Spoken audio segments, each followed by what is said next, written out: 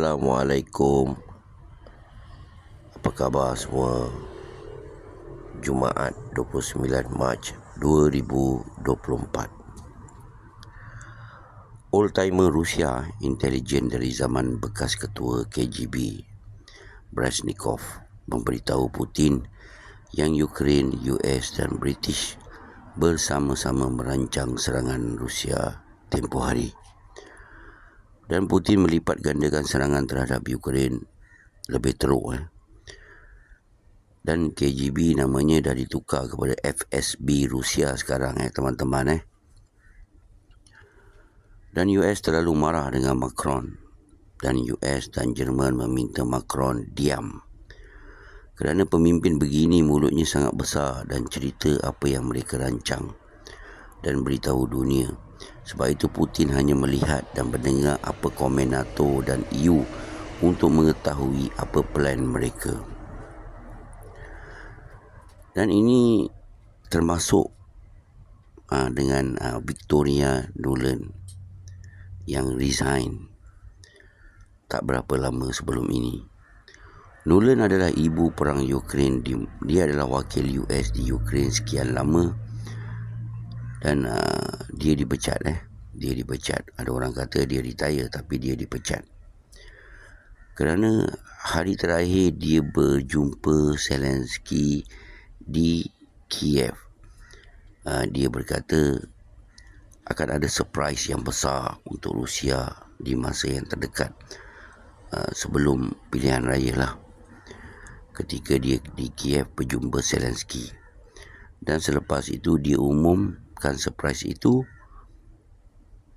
Dia tak cakap apa plan. Dan dia balik ke Amerika.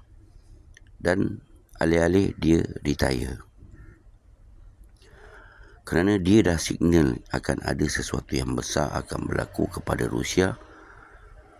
Dan sebab itulah Putin banyak bukti yang Ukraine adalah akar apa yang terjadi di Rusia tempoh hari. Dan kita cerita sedikit tentang peluru berpandu hypersonic Zircon, misil yang Rusia gunakan menyerang Kiev beberapa hari ini. Zircon hypersonic misil ini dilancarkan dari kapal selam Rusia di Black Sea teman-teman. Anda bayangkan Black Sea Okey, Black Sea ni jauh tau daripada Kiev, nak kena melalui di river. Jadi Kiev ni dekat dengan sempadan Belarus jauh teman-teman. Dan Zircon ini dilancarkan daripada Black Sea menggunakan kapal selam Rusia. Dan sampai sekarang pun US tak tahu kapal selam Rusia yang berada di Black Sea di mana. Tapi ia dilancarkan daripada kapal selam. Dan misil ini Rusia lancarkan. Dan ia terbang di atas Poland dalam masa beberapa minit. Kenapa Rusia buat macam ni?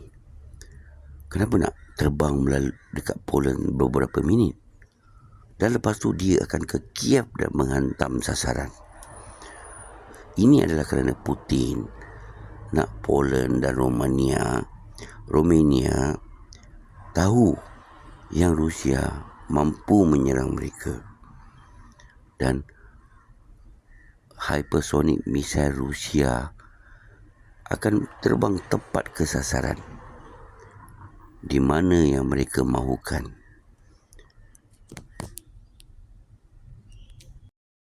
Kerana Rusia dengar cerita yang NATO akan menggunakan F-16. Dan F-16 ini diparking di Romania atau di Poland. Dan kalau F-16 ini digunakan, Rusia terpaksa aktifkan nuklear alam di Rusia. Kerana Rusia dah beritahu yang F-16 boleh membawa nuke bom. Dan Rusia kata kalau F-16 ni ada di Poland dan Romania, jangan salahkan Rusia kerana Rusia akan menyerang negara NATO. Ini adalah amaran Rusia. Kalau yang baru join channel saya nak beritahu yang F-16 perlukan landasan yang panjang. Dan Ukraine tak ada lapangan terbang yang panjang lagi kerana Rusia selalu menyerang landasan ini dan Ukraine cuba memperbaiki landasan mereka, tapi Rusia akan mengebom landasan ini. Jadi Ukraine kena menggunakan landasan kapal terbang negara NATO untuk melancarkan F-16 ini. Jadi jika negara NATO melancarkan F-16, ini adalah red line Rusia. Rusia akan menghancurkan F-16 ini, kata Putin, seperti mereka menghancurkan tank-tank NATO dan artileri army mereka. Putin kata tak susah nak hancurkan semua senjata NATO. Dan untuk saya, F-16 yang US beri kepada Ukraine adalah jet pejuang yang lama. Dan yang beri dia bukan pun US, tapi diberi kepada Ukraine dari negara NATO yang dijanjikan akan bagi F-16. Lama ini US akan menggantikan F-16 jet yang baru. Dan jangan lupa selepas perang Ukraine berlaku, walau Thailand sendiri pun dah membatalkan pembelian F-16 mereka dengan US kerana mereka nampak kelemahan F-16 ini. Ini pengakuan Ukraine sendiri, teman-teman. Kalau US nak beri senjata kepada Ukraine, biarlah beri senjata Soviet lama kerana lebih berkesan dari senjata US beri. Dunia nampak, teman-teman, kalau senjata baik senjata Rusia. Dan ada juga berita, walau mortar sekalipun dah semakin berkurangan di Israel yang digunakan di perang Gaza ini. Israel semakin habis senjata, teman-teman, makin berkurangan. Dan US tak dapat memenuhi permintaan senjata untuk perang dunia ini. Dan Hamas seperti biasa ambush tank Israel dan bulldozer Israel dengan berkesan, dan dengan hanya Yasin RPG 105. Dan kalau kita lihat IDF Israel buat video yang mereka berjaya serang Hamas, video mereka ni di internet seperti menembak ke arah hantu. Tak tahu siapa yang mereka tembak dalam operasi mereka. Tapi kalau kita lihat cara Hamas buat video, Sarayal Quds buat video, mereka menunjukkan yang mereka memusnahkan tank dengan menjerit Allahu Akbar. Begitulah dramatik setiap video yang mereka upload. Tapi Israel tak ada, macam tembak hantu. Dan ada report yang mengatakan beberapa hari ini yang jet pejuang Israel sedang menjalani latihan besar-besaran. Pertama mungkin untuk menyerang Lubnan, dua mungkin untuk menyerang Rafah. Dan Biden meminta jika Israel nak masuk ke Rafah, Israel harus membawa askar US sekali, kerana US tidak mempercayai jika askar Israel masuk ke Rafah. Dan di Al-Shifa Hospital semakin sengit pertempuran di antara Hamas dan IDF. Dan Hamas telah berkongsi dengan Sarayal Quds Yasin 105. Ini adalah untuk tajamkan lagi serangan mereka. Dan kita doakan jangan sampai Hamas kehabisan senjata, teman-teman.